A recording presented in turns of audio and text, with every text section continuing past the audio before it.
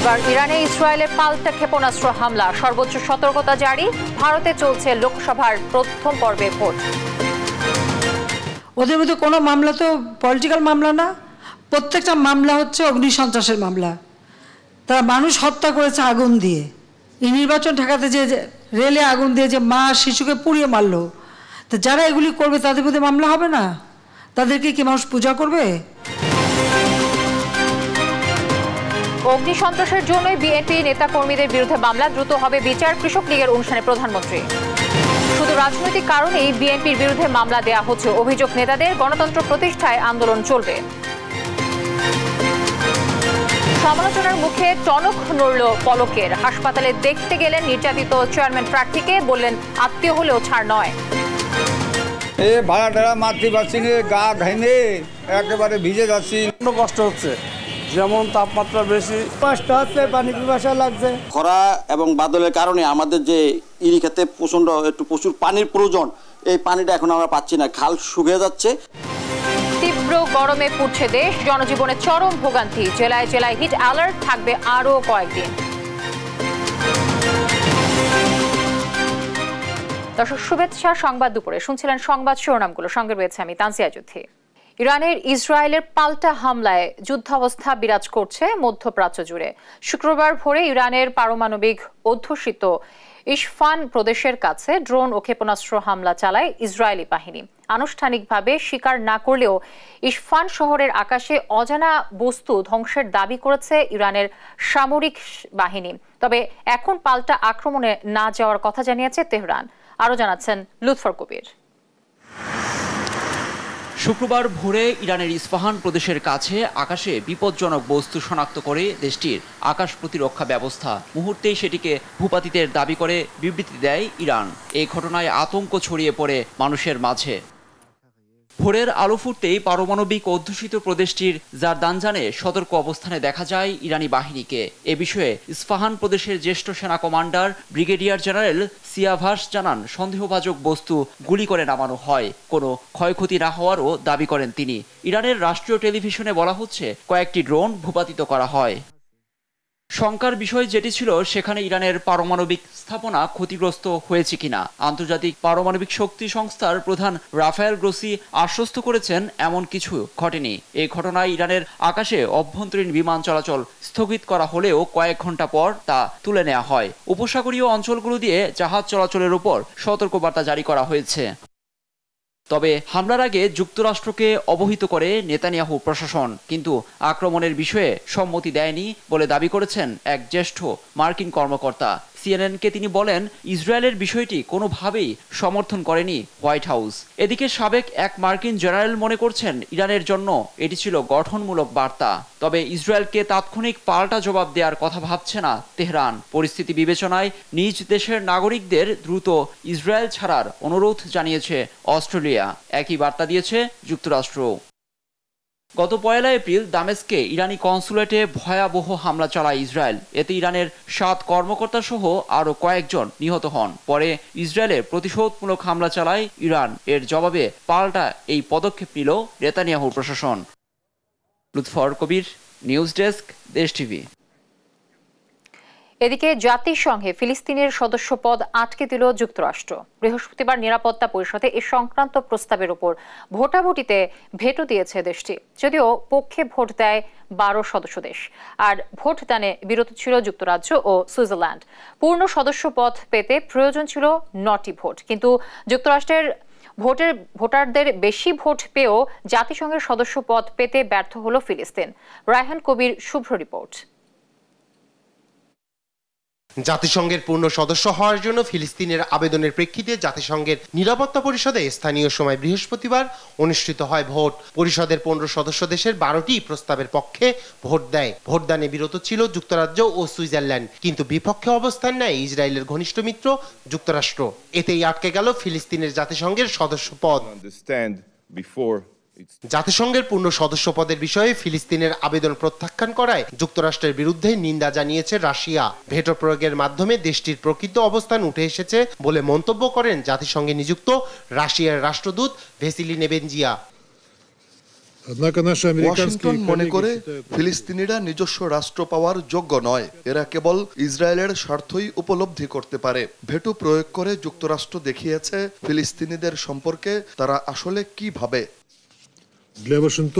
এ বিষয়ে জাতিসংঘে নিযুক্ত মার্কিন রাষ্ট্রদূত রবার্ট উড বলেন, আবেদনকারী রাষ্ট্র হিসেবে বিবেচিত হওয়ার মানদণ্ড পূরণ করতে ব্যর্থ হয়েছে ফিলিস্তিন। 7 অক্টোবরের হামলার পর থেকে প্রেসিডেন্ট বাইডেন স্পষ্ট বলেছেন, এই অঞ্চলে স্থায়ী শান্তি কেবলমাত্র ইসরায়েলের নিরাপত্তা নিশ্চিত সহ একটি দ্বিরাষ্ট্র সমাধানের মাধ্যমে অর্জন করা যেতে পারে। এটি ছাড়া গণতান্ত্রিক ইহুদি রাষ্ট্র হিসাবে ইসরায়েলের নিরাপত্তা এবং ভবিষ্যতের নিশ্চয়তার অন্য কোনো পথ নেই। ফিলিস্তিন বর্তমানে জাতিসংঘের পর্যবেক্ষক সদস্য হিসেবে রয়েছে। 2012 সালে জাতিসংঘ সাধারণ পরিষদে কার্যত রাষ্ট্রের স্বীকৃতি পেয়েছিল ফিলিস্তিন। তবে পূর্ণ সদস্য পদ পেতে নিরাপত্তা পরিষদ এবং সাধারণ পরিষদের 2/3 সদস্যের অনুমোদন প্রয়োজন। অবশ্য সাধারণ পরিষদের 2/3 সদস্য ইতিমধ্যে ফিলিস্তিনকে রাষ্ট্র হিসেবে স্বীকৃতি দিয়েছে। যুক্তরাষ্ট্র বলে আসছে, ইসরায়েল ও ফিলিস্তিন কর্তৃপক্ষের মধ্যে সরাসরি আলোচনার মাধ্যমেই স্বাধীন ফিলিস্তিন রাষ্ট্র প্রতিষ্ঠা হওয়া উচিত, জাতিসংঘের মাধ্যমে নয়। রায়হান কবির শুভ্র, নিউজ ডেস্ক, দেশ টিভি। এবার ভারতের লোকসভা নির্বাচনের খবর।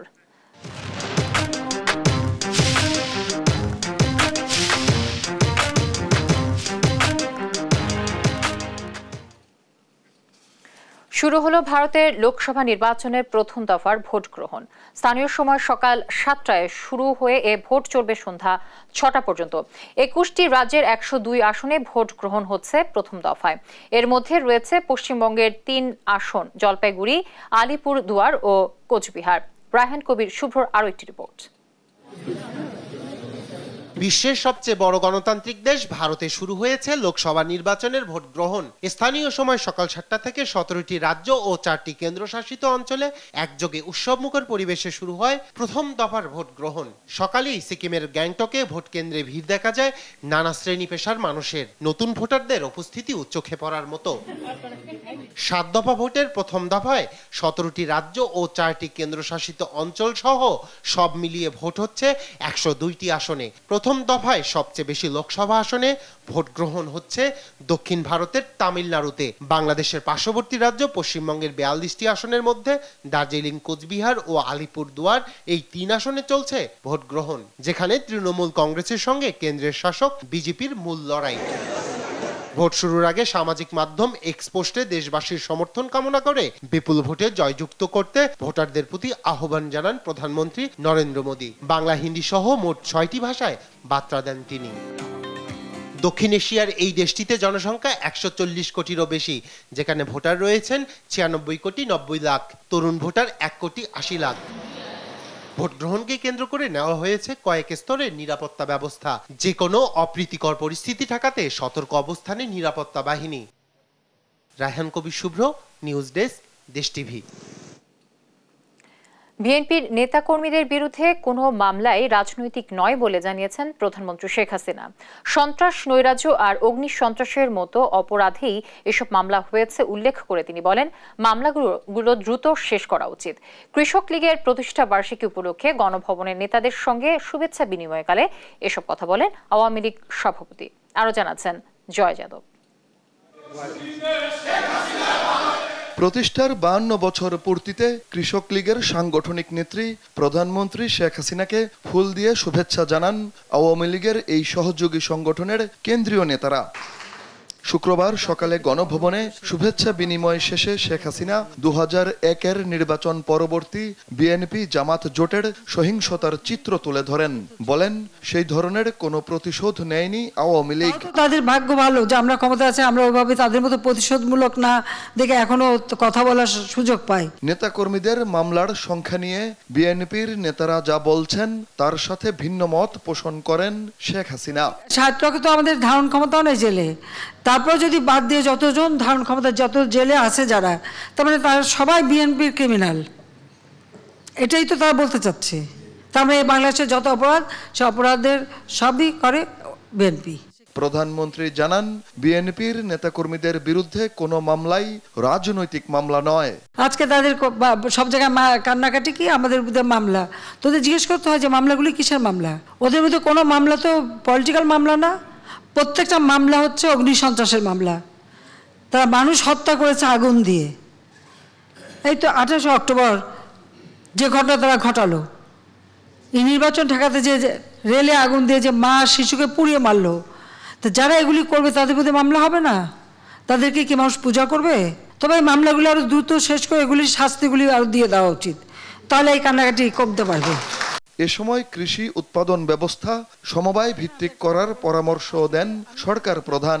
আমাদের ওই সমবায় ফিরতে হবে, সমবায় করতে হবে। যার যার জমি থাকবে, ফসল উৎপাদন যখন হবে, উৎপাদিত ফসলের একটা অংশ মালিকরা পাবে, যে শ্রম দেবে আমার কিষানি তারা পাবে একটা অংশ, আর একটা অংশ থাকবে সরকারের কাছে ওই সমবায়ের মাধ্যমে, যেন এই সমস্ত কৃষি উপকরণগুলি অর্থাৎ সার, বীজ বা সেচ এবং চাষ করা, ধান কাটা, এই সব কিছু ব্যবস্থা এর মাধ্যমে হবে।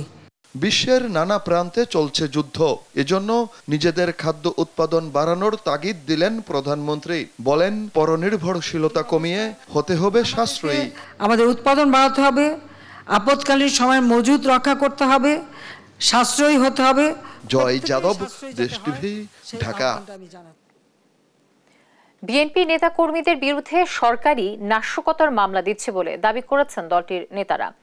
তারা বলছে যে এখন নেতাকর্মীদের স্থায়ী ঠিকানা হয়ে গেছে কারাগার। সকালে জাতীয় প্রেস ক্লাবের সামনে এক অবস্থান কর্মসূচিতে এসব কথা বলেন তারা। হুঁশিয়ারি দেন, ক্ষমতায় ফিরলে আওয়ামী লীগ নেতাকর্মীদেরও ছাড় দেওয়া হবে না। বিস্তারিত সাইফুল রিপনের প্রতিবেদনে। বিএনপি ও এর সহযোগী অঙ্গ সংগঠনের নেতাকর্মীদের মুক্তির দাবিতে শুক্রবার সকালে জাতীয় প্রেস ক্লাবের সামনে অবস্থান কর্মসূচির আয়োজন করে জিয়া প্রজন্ম দল জেপিডি। গণতন্ত্রকে হত্যা করে একদলীয় শাসন ব্যবস্থা কায়েম করেছে। এতে যোগ দিয়ে নেতারা অভিযোগ করেন, বিদেশিদের প্রশ্রয় দিতেই বিএনপি চেয়ারপারসন খালেদা জিয়াকে কারাবন্দী করে রাখা হয়েছে। বলেন, দেশের মানুষ 7 জানুয়ারির ভোট প্রত্যাখ্যান করলেও ক্ষমতাসীনরা মিথ্যাচার করছে। এই দেশকে বিদেশি প্রভুদের হাতে যেন প্রশ্রয় দেওয়া যায়। আমার নেত্রীকে দীর্ঘদিন কারা অন্তরীণ রাখার অন্যতম কারণ হচ্ছে এই দেশ থেকে হাজার হাজার কোটি টাকা বিদেশে যেন পাচার করা যায়। গত 7 তারিখে নির্বাচন হয়েছে, একটি দামি নির্বাচন, সেখানে ভোট হয়নি। তারপরেও এই সরকার তাহা মিথ্যা কথা, ওতে তাদের সাবেক সদস্য পদক ওবায়দুল কাদের, তারা নাকি ভোটে নির্বাচিত। এদেশের মানুষ আর ধাপ্পাবাজি রাজনীতি পছন্দ করে না। ঢাকা মহানগর দক্ষিণ বিএনপির আহ্বায়ক বলেন, নেতাকর্মীদের কারাগারে নিয়ে আন্দোলন দমানো যাবে না। আজকে কার নামে মামলা নাই? বিএনপি করলে যে মরে গেছে, যে কবরে চলে গেছে, তার নামেও মামলা আছে। যে কবরে চলে গেছে তারও সাজা দেওয়া হয়েছে। যতদিন পর্যন্ত মানুষের ভোটের অধিকার না আসবে, মানুষের গণতান্ত্রিক অধিকার ফিরে না পাবে, ততদিন বিএনপি আন্দোলন করেই যাবে। আওয়ামী লীগকে বাইরে রেখে, বিএনপিকে জেলে রেখে এই দেশে শান্তি আসবে না। এই দেশে শান্তি আসতে হলে আওয়ামী লীগকে জেলে রাখতে হবে, বিএনপিকে বাইরে থাকতে হবে। আর বিএনপি নেতা রুহুল কবির রিজভী দাবি করেন, রাজনৈতিক কারণেই বিএনপি নেতা কর্মীদের বিরুদ্ধে নাশকতার মামলা দেয়া হচ্ছে, তা প্রমাণিত। গোটা জাতি মনে করে যে আপনি ষড়যন্ত্র করে আন্দোলনকারী, গণতন্ত্রকামী, সত্য কথা যারা বলে, যারা গণতন্ত্রের পক্ষে সোচ্চার, তাদের বিরুদ্ধে বিভিন্ন নাশকতার মামলা, মিথ্যা মামলা দিয়ে আপনি তাদেরকে কারাগারে পুরে রেখেছেন। এর প্রমাণ আছে। ক্ষমতার পতন হলে আওয়ামী লীগ নেতা কর্মীদেরও একদিন বিচার হবে, হুঁশিয়ারি দেন রিজভী। অন্যায় করে রাষ্ট্র ক্ষমতাকে কবজায় নিয়ে আপনি যে প্রতিশোধের খেলায় মেতে উঠেছে, এই খেলায় আলটিমেটলি আপনি পরাজিত হবেন। সাইফুল রিপন, দেশ টিভি, ঢাকা। এ পর্যায়ে সংবাদ দুপুরে আরো যা থাকছে। শান্তিপূর্ণভাবে চলছে চলচ্চিত্র শিল্পী সমিতির দ্বিবার্ষিক নির্বাচন, ভোট ঘিরে এফডিসিতে তারার মেলা। আশা করছি শেষ অবধি একটা সুষ্ঠু নির্বাচন আমরা আশা করছি আর কি। আমরা আসলে শিল্পীদের জয়টাই চাই, শিল্পীরা যাকে জয়যুক্ত করবে সেটাই তো মানতে হবে। নিরপেক্ষভাবে শিল্পীদের স্বার্থ সংরক্ষণ যে কমিটিটা হবে, সেই কমিটি নিরপেক্ষভাবেই থাকে। পুলিশের বেতার যন্ত্র কেনার টেন্ডার প্রক্রিয়ার স্বচ্ছতা নিয়ে আদালতে যাওয়ার পরও মিলছে না সমাধান। নির্দিষ্ট একটি প্রতিষ্ঠানকে কাজ দিতে যেন উঠে পড়ে লেগেছে পুলিশ টেলিকম সংস্থা। প্রথম ধাপে প্রতিষ্ঠানটি স্যাম্পল টেস্টিংয়েই বাদ পড়ে যাওয়ায় আদালতের নির্দেশ অবজ্ঞা করে নতুন দরপত্র আহ্বান করা হয়েছে, যেখানে অংশ নেওয়া 3টি প্রতিষ্ঠানই অভিযোগ ওঠা MDM ট্রেডার্স লিমিটেডের সহযোগী বলে প্রাথমিকভাবে প্রমাণ মিলেছে। বিস্তারিত জানাচ্ছেন নূপুর মাহমুদ। ওয়্যারলেস বা বেতার যন্ত্র আইন শৃঙ্খলা পরিস্থিতি নিয়ন্ত্রণে রাখতে কিংবা নিজেদের মধ্যে যোগাযোগ রক্ষায় পুলিশ বাহিনীর কাছে সবসময় একটি অপরিহার্য ডিভাইস, যেটি সরবরাহ করে পুলিশ টেলিকম সংস্থা।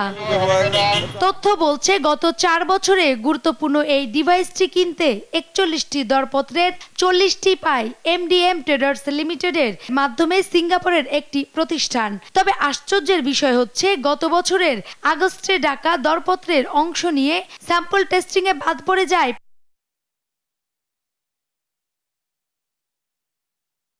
প্রতিষ্ঠানটি, আর এতেই বাধে বিপত্তি।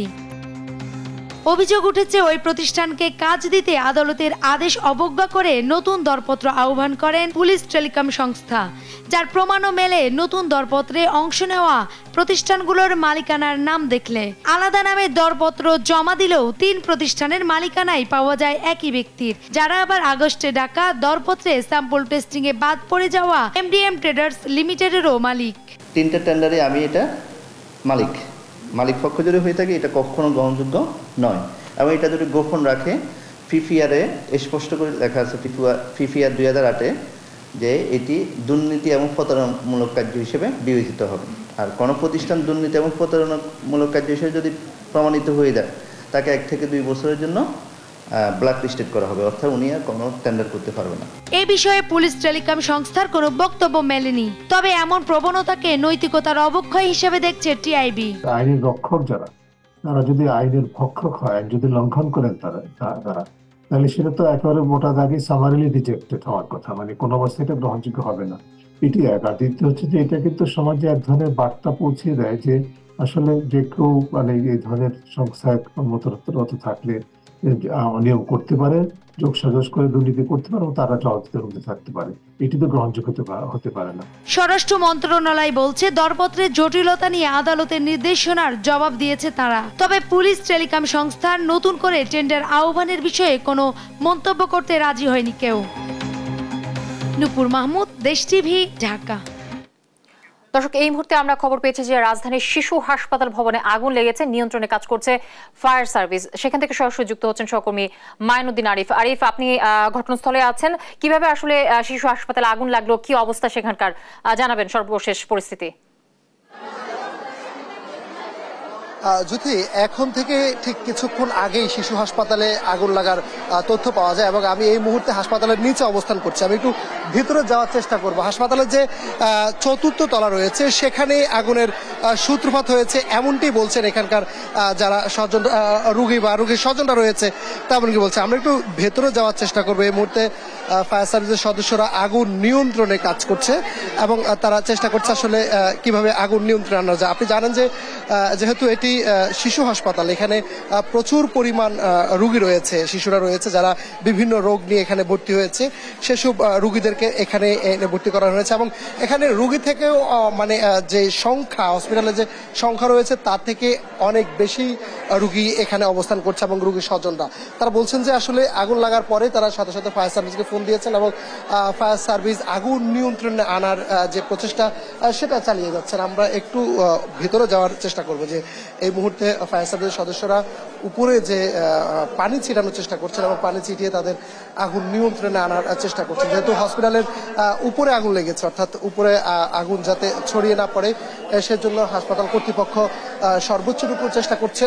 ফায়ার সার্ভিস এবং এখানে যারা স্বেচ্ছাসেবী রয়েছে তারা চেষ্টা করছে আগুন নিয়ন্ত্রণে আনার জন্য। আমরা একটু উপরে যাওয়ার চেষ্টা করছি এবং আপনাদেরকে দেখানোর চেষ্টা করবো আসলে যে আগুনটা আসলে কোথা থেকে লেগেছে এবং আগুনটার বর্তমান যে পরিস্থিতি সেটি আমরা আপনাদেরকে দেখাবো। একটু আমরা আসলে হসপিটালের এই মুহূর্তে যে 4র্থ ফ্লোর, অর্থাৎ যে ফ্লোরটিতে আগুনের সূত্রপাত হয়েছে এবং আগুন ছড়িয়ে পড়ছে, সেখানে আমরা আসলে দেখার চেষ্টা করবো কিভাবে সে আগুন লেগেছে, বর্তমানে যে আগুন যে পরিস্থিতি সেটাও আপনাদেরকে আমরা দেখানোর চেষ্টা করবো। আপনি জানেন যে শিশু হাসপাতালে সারা দেশ থেকে যেসব শিশুরা, নবাগত শিশুরা যারা অসুস্থ হয়ে পড়েন বিভিন্নভাবে, তাদেরকে এখানে আসলে চিকিৎসা দেওয়া হয় এবং এখানে আইসিইউ, এনআইসিইউ এবং সিসিইউ থেকে যে রয়েছে সেখানে আসলে আগুনটা লেগেছে এবং আগুন নিয়ন্ত্রণের জন্য ফায়ার সার্ভিসের সদস্যরা এই মুহূর্তে কাজ চালিয়ে যাচ্ছে।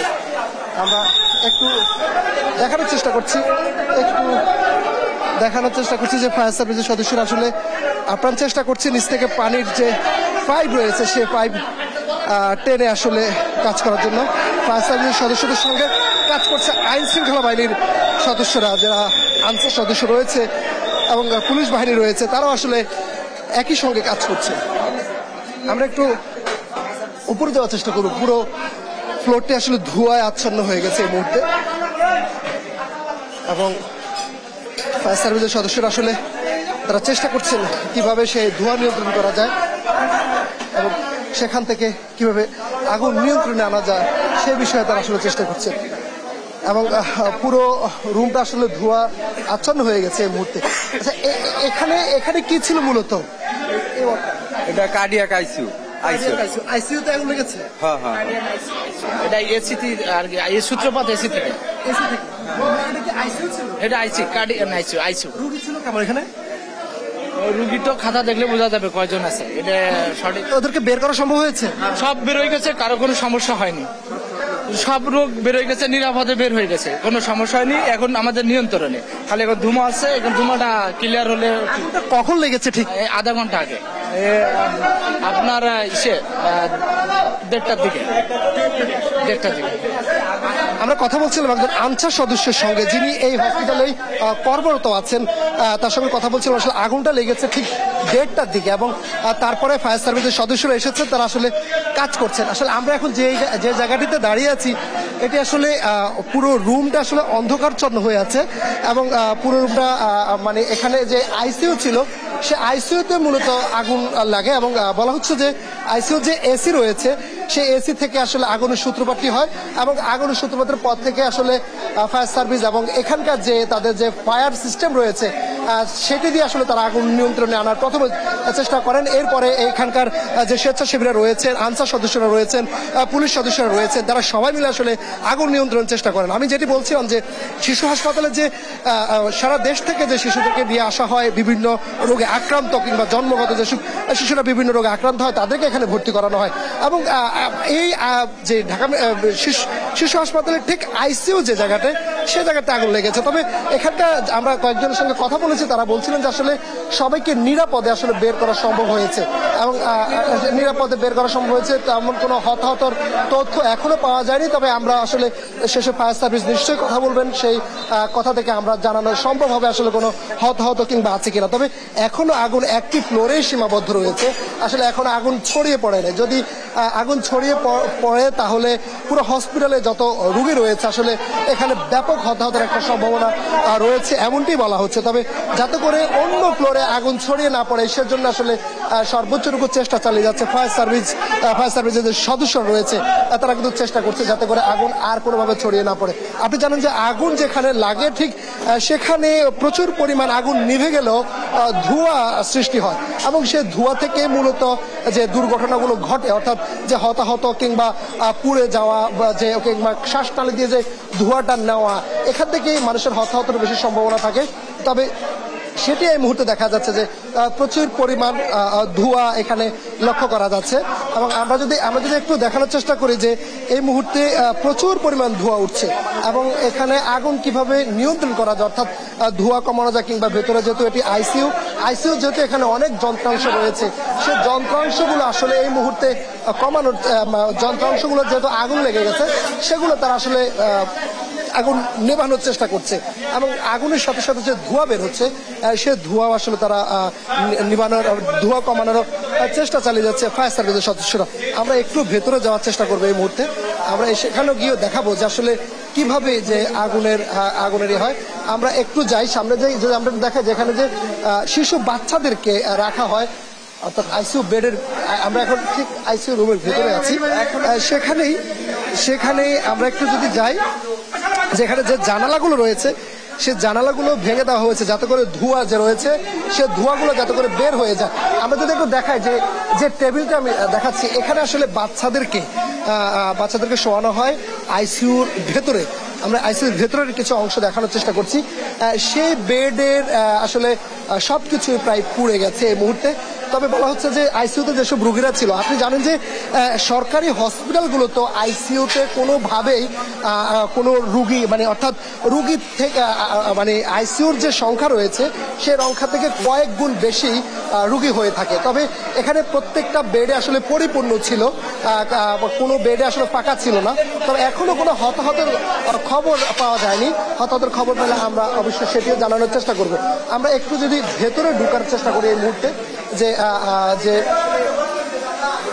রেস্ট্রিক্টেড যে এরিয়াটা, যে অর্থাৎ আইসিইউ যে এরিয়াটা, সেটির ভেতরে আসলে এই মুহূর্তে ফায়ার সার্ভিস পানি ছেটানোর চেষ্টা করছে। সেখানে আসলে যাওয়ার মতো যে প্রস্তুতি সেটি আসলে এই মুহূর্তে সেখানে। আমরা একটু বেডটা দেখানোর চেষ্টা করি, যে এখানে বেড রয়েছে, সেই বেডে আসলে এখানে যে রুগীরা অথবা যে ডাক্তার থাকেন, কর্তব্যরত ডাক্তার, তিনি এখানে বসেন এবং এখানে বসার পরে মূলত এই বেডটিতে আসলে রুগীদেরকে বসানো হয়। প্রাথমিক চেক আপ যেটি আছে সেটিও এখানে করানো হয়, সেটি কিন্তু পুড়ে গেছে। এবং ডাক্তারদের যে কম্পিউটার রয়েছে কিংবা যে প্রেসক্রিপশনগুলো, অর্থাৎ তারা যে ওষুধগুলো লিখেন যেখানে, সেটি সহ আসলে যত উপকরণ আছে সবকিছু আসলে পুড়ে এই মুহূর্তে ছাই হয়ে গেছে। আসলে ভেতরে দেখানোর মতো আসলে তেমন কিছুই নেই, পুরো অন্ধকার আচ্ছন্ন হয়ে আছে এবং ভিতরে প্রচুর পরিমাণ ধোঁয়া আমরা লক্ষ্য করতে পারছি। এবং ভিতরে ফায়ার সার্ভিস এই ধোঁয়ার মধ্যে আসলে কাজ করছে এবং ফায়ার সার্ভিসের লাইট রয়েছে, টর্চ লাইটের মাধ্যমে তারা আসলে সেই কাজগুলো করছে। তবে একটু বলে রাখি যে যেহেতু 1:30টা আগুন লেগেছে, 1:30টার পর থেকে ফায়ার সার্ভিসের সদস্যরা তাদের আপ্রাণ চেষ্টা চালিয়ে যাচ্ছে যাতে করে আগুন কোনোভাবে অন্যদিকে ছড়িয়ে না পড়ে, এবং কি যাতে করে কোনোভাবেই অন্য যে ফ্লোরগুলো রয়েছে সে ফ্লোরগুলোতে যেন আগুন না যায়। আমি যদি একটু দেখা যে এটি হচ্ছে ডাক্তারদের অ্যাপ্রন, যেটি ডাক্তাররা পরে আসলে চিকিৎসা দিয়ে থাকেন রোগীদের, এবং যে পোশাকগুলো পরে মূলত তারা আসলে ভেতরে যান। যেহেতু এটি আইসিইউ বেড রয়েছে, সেই অ্যাপ্রনগুলো আসলে ধোঁয়া এবং আগুনে পুড়ে গেছে এবং ধোঁয়া কালো হয়ে গেছে অনেকটা বলা চলে। এবং এখানে যে ডাক্তারের যে ব্যাগ রয়েছে, যে ব্যাগগুলো রয়েছে, তারা আসলে সে ব্যাগগুলো নিয়েও আসলে এখান থেকে বের হওয়ার সুযোগ পান নাই। যখন আগুন লেগেছে সঙ্গে সঙ্গে আসলে সবাই যে যার মতো পেরেছে সেই আসলে এখান থেকে সরে পড়েছেন। এবং যে সাথে সাথে যে রুগীরা রয়েছে, বিশেষ করে যেহেতু এখানে শিশু বাচ্চা, এবং আপনি জানেন যে আইসিইউতে শুধুমাত্র যিনি রুগী তাকেই থাকার সুযোগ আছে, বাকি যে গার্ডিয়ানরা রয়েছে তারা আসলে বাইরে অবস্থান করেন এবং বাইরে অবস্থান করা অবস্থা আসলে আগুনটি লেগেছে।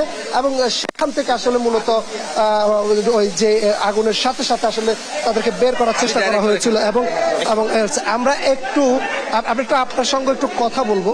আমরা এখানকার হসপিটালের ডাইরেক্টরকে পেয়েছি, আমরা তার সঙ্গে কথা বলার চেষ্টা করব। আর তার আগে একটু যদি আমরা দেখানোর চেষ্টা করি যে আইসিইউ বেড থেকে যে মেশিনগুলো রয়েছে সেই মেশিনগুলো এখন বের করে আনার চেষ্টা হচ্ছে, এবং যাতে করে কিছু মেশিন বাঁচানো যায় আগুনের ক্ষয়ক্ষতি থেকে, সেটা চেষ্টা করা হচ্ছে। একটু কথা বলি আপনার সঙ্গে, আমরা একটু কথা বলবো হসপিটালের ডাইরেক্টরের সঙ্গে। আচ্ছা, আগুনটা আসলে কখন লেগেছে এবং যারা রুগী ছিলেন তাদেরকে কি আসলে বের করা সম্ভব হয়েছে কিনা? যেহেতু আইসিইউ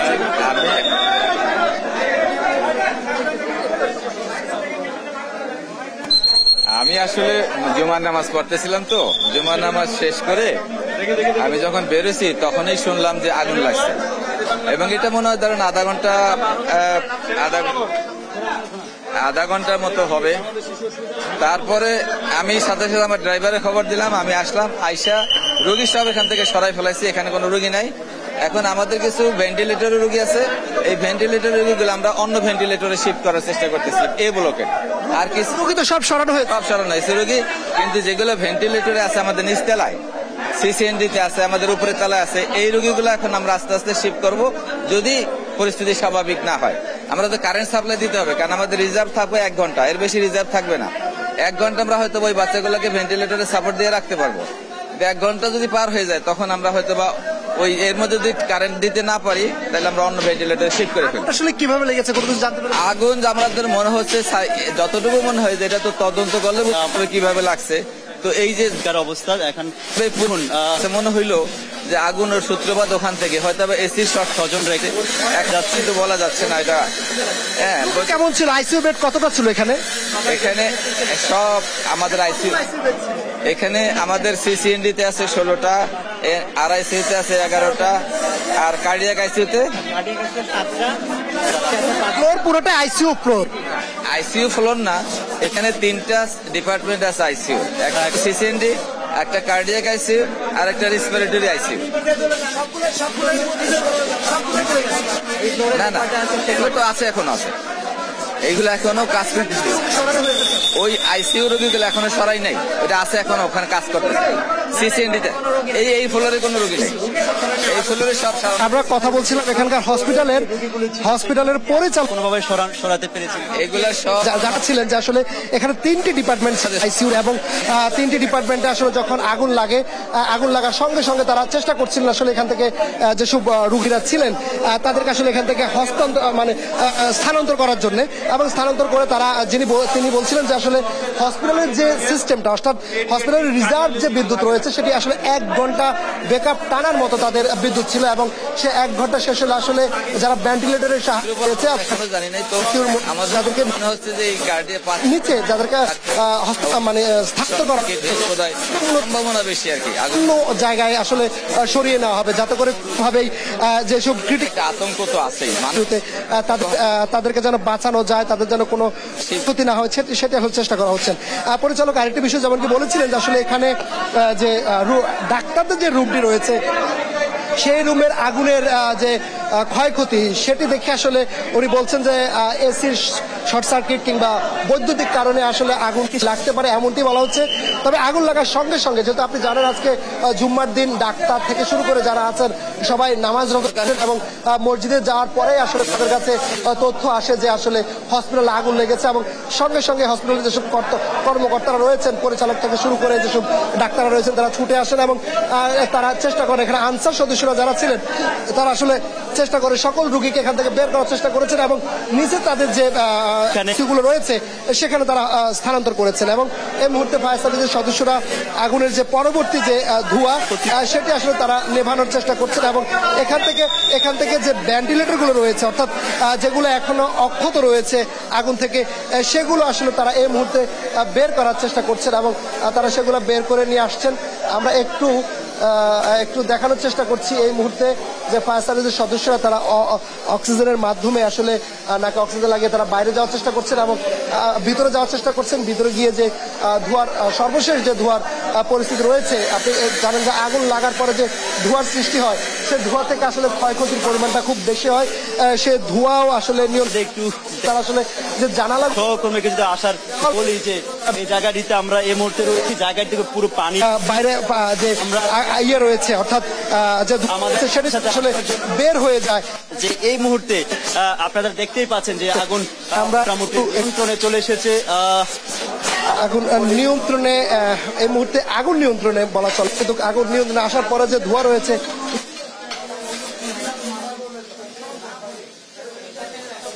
বের করার যে চেষ্টা সেটিকে তারা করছেন, যে ভেতরে যে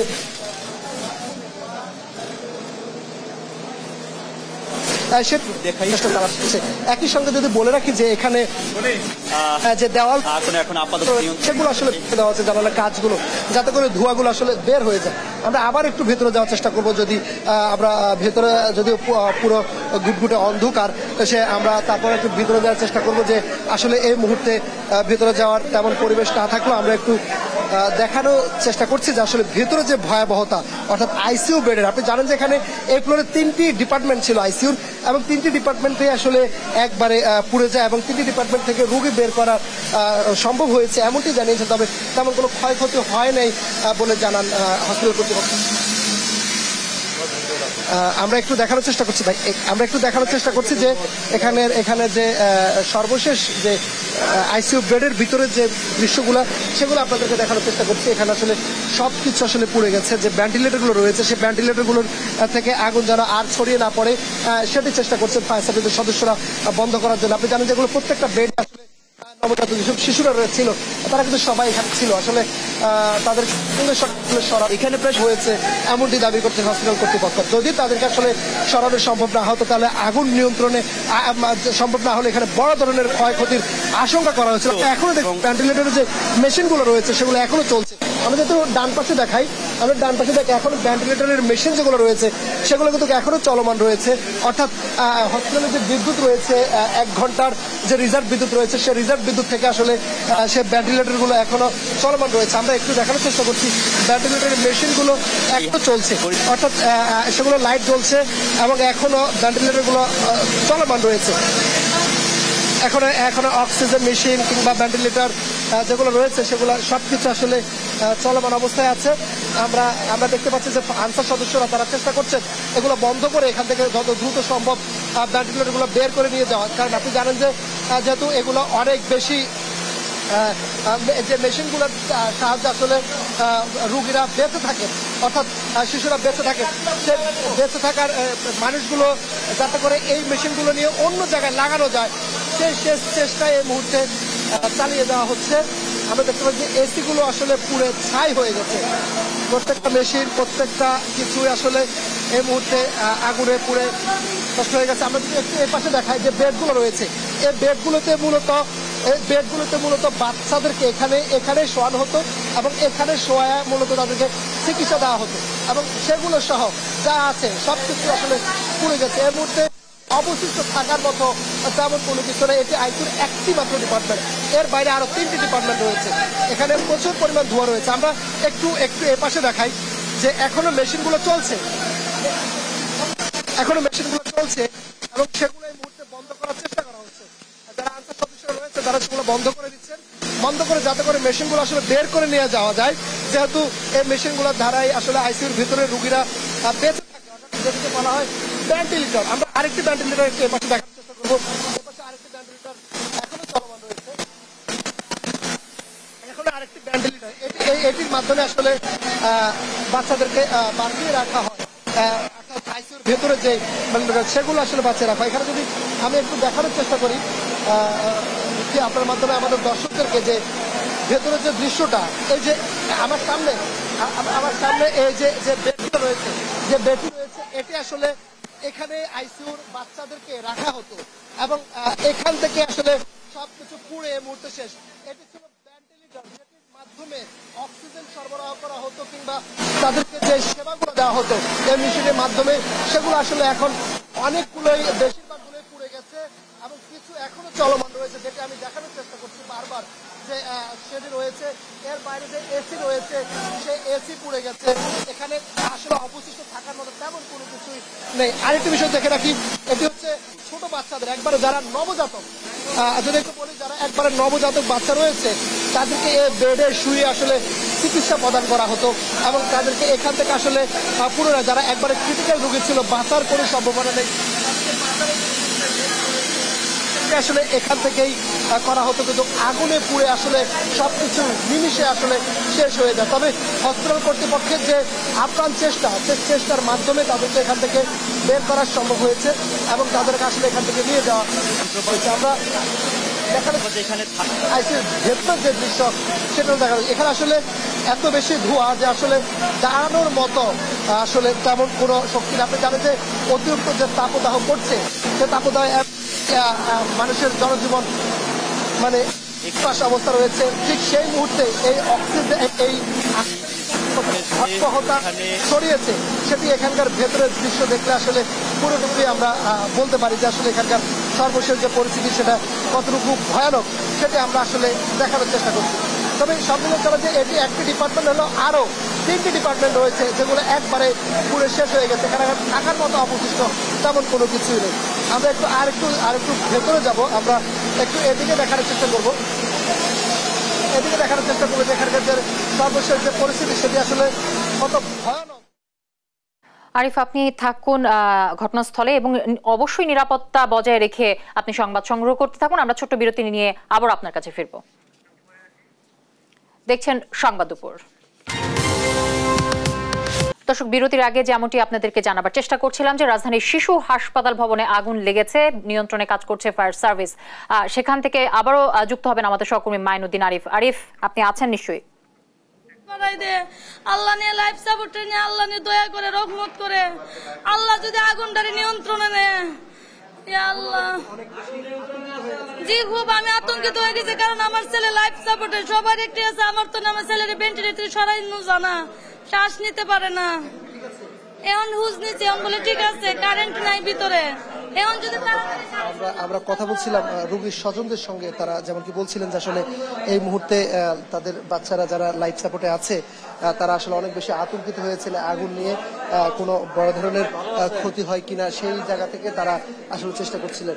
আমরা একটু আবারও উপরে গিয়ে আমরা একটু দেখানোর চেষ্টা করব যে ভেন্টিলেটরের সাহায্যে যেসব বাচ্চাদেরকে এখানে রাখা হয়েছে, সে যে 3টি ডিপার্টমেন্ট যেটি আসলে পুড়ে গেছে, এবং হসপিটাল পরিচালক যেমনটি বলছিলেন যে আসলে আগুনটি মূলত লেগেছিল কোনো এসির শর্ট সার্কিট থেকে কিংবা বৈদ্যুতিক শর্ট সার্কিট থেকে আগুনের সূত্রপাত হতে পারে, এমনটি বলেছেন।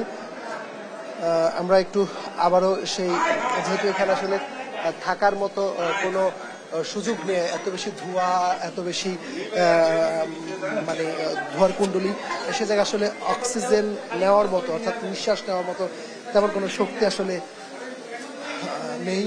সেখানকার যে পরিস্থিতি, সেখানকার যে ভয়াবহতা, সেটি আমরা দেখেছি। এখানে আইন শৃঙ্খলা বাহিনীর সদস্যরা কাজ করছে, এখানে আনসার সদস্যরা, পুলিশ, এবং আমরা দেখতে পাচ্ছি যে এখানে নৌবাহিনীর সদস্যরা এসেছে এবং তারাও আসলে চেষ্টা করছেন যাতে করে কোনো অপ্রীতিকর বড় ধরনের ঘটনা না ঘটে। আপনি জানেন যে শিশু হাসপাতালে সারা দেশ থেকে যেসব রোগীরা আসে তারা এখানে চিকিৎসা নেন, অর্থাৎ সারা দেশ থেকে যেসব রোগীরা আসেন তারা চিকিৎসা নেন, তারা এখানে আসলে বিভিন্নভাবে যারা আইসিইউতে, এনআইসিইউতে, বিভিন্ন ডিপার্টমেন্টে স্থানান্তর করা হয়। তবে এখানে যে 3টি ডিপার্টমেন্ট ছিল, 3টি ডিপার্টমেন্ট ছিল পুড়ে একবারে শেষ হয়ে গেছে। এখানে আসলে থাকার মতো তেমন কোনো কিছুই অবশিষ্ট নেই। আমরা দেখতে পাচ্ছি যে এই মুহূর্তে ধোঁয়াও নিয়ন্ত্রণে এসেছে অনেকটাই, বলা চলে যে ফায়ার সার্ভিসের আক্রান্তিক যে পরিশ্রম রয়েছে সেই পরিশ্রমের সুবাদে আসলে এখানে ধোঁয়াও নিয়ন্ত্রণে আনা সম্ভব হয়েছে। আমরা এই দিক দিয়ে আবার একটু যাবো, আমরা এটা আবার ভেতরে দেখানোর চেষ্টা করবো, যে একটু দেখাই যে এই মুহূর্তে যে জায়গা আছি, একটু যদি দেখানোর চেষ্টা করি। আমি এই মুহূর্তে যে রুমটাতে আছি এটি হচ্ছে আইসিইউর ভেতরে যাওয়ার জন্য ডাক্তাররা যেখানে বসেন সেই রুমটি। আমি একটু দেখাবো যে এটি আসলে ডাক্তারদের বসার জায়গা, এটি ডাক্তারদের বসার জায়গা। এখানেই রুগীদের এন্ট্রি করা হয়, অর্থাৎ যেসব রুগীরা আসেন তাদের তথ্য হালনাগাদ করা এখানেই। এখানে আমি এখনো দেখতে পাচ্ছি যে যেসব ডাক্তাররা রয়েছেন তাদের যে ব্যবহার করা যেসব কলম, পেন্সিল থেকে শুরু করে যেগুলো রয়েছেন সেগুলো এখনো রয়ে গেছে, কলম রয়ে গেছে, এবং কম্পিউটার আগুন লেগেছে সেহেতু ধোঁয়া, কালি সবকিছু হয়েছে। এখনো ডাক্তারদের বইগুলো, অর্থাৎ যে বইগুলো রয়েছে সেগুলো এখনো পুরো স্পষ্ট যে তারা আসলে এখানে চিকিৎসার জন্য বসেছেন, হয়তোবা তারা পড়াশোনা করছেন একই সঙ্গে। এটি হচ্ছে ডাক্তারদের বিশ্রাম করার, অর্থাৎ ডাক্তাররা যেমন বিশ্রাম করেন, যেহেতু আইসিইউতে 24 ঘন্টায় ডাক্তারদেরকে থাকতে হয়, সেক্ষেত্রে এখানে তারা আসলে রেস্ট করে, তাদের যে রেস্ট করা দরকার। এখানে যে বালিশগুলো রয়েছে বা যে বেডগুলো রয়েছে, কিংবা যে কোনো রুগীকে যখন নিয়ে আসা হয় দেখানোর জন্য, যেহেতু অন্য রুগীদেরকেও অনেক সময় আইসিইউ ডাক্তারদের কাছে তাদের কাগজ পাঠানো হয় তাদের শারীরিক অবস্থা জানার জন্য, সেই বেডটিতে আসলে রুগীদেরকে রাখানো হয় এবং ডাক্তাররা সেখানে রেস্ট নেন। সেটি কিন্তু আসলে পুরো একবারে ছায়া হয়ে গেছে। আমি যদি একটু এই পাশে দেখানোর চেষ্টা করি, এটি হচ্ছে ডাক্তারদের অ্যাপ্রন, যেটি পরে রুগীদেরকে তারা সেবা দিয়ে থাকেন। এই অ্যাপ্রন একবারেই কালি, অর্থাৎ যে ধোঁয়া, সে ধোঁয়ার কালিতে আসলে অ্যাপ্রনগুলো একবারে এখানে আসলে নেই বললেই চলে, মানে সবগুলো কালিতে ভরপুর হয়ে গেছে। এটি ডাক্তারদের ব্যবহার করার ব্যাগ, আমি একটু দেখানোর চেষ্টা করছি। ডাক্তার ব্যবহার করার ব্যাগ এবং ভেতরে যে তারা আসলে অবসর সময় হয়তোবা যে চিপস হয়তোবা কোনো কিছু রেখেছেন তারা খাবেন, সেগুলো ঠিক সেভাবে আছে, এবং ওষুধ, সে ওষুধও পড়ে আছেন। যদিও বলা হচ্ছে যে এখান থেকে এসি বাস্ট হতে পারে ডাক্তারদের রুম থেকে, কিন্তু এসি এখানে যদি একটু এসিটা দেখানোর চেষ্টা করি, এখানে কিন্তু এসিটা একবারে যেভাবে থাকার কথা ঠিক। আরিফ, আপনি থাকুন, আবারও আপনার সাথে যুক্ত হবার চেষ্টা করব। দর্শক দেখছেন সংবাদ দুপুর।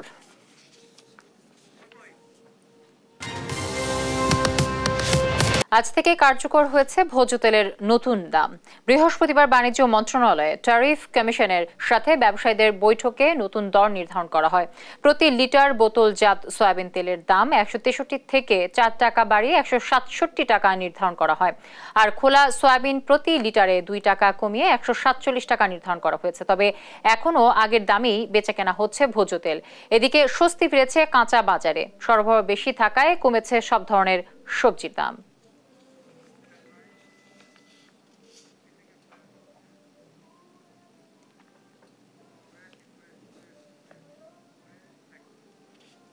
দেখছেন সংবাদ দুপুর।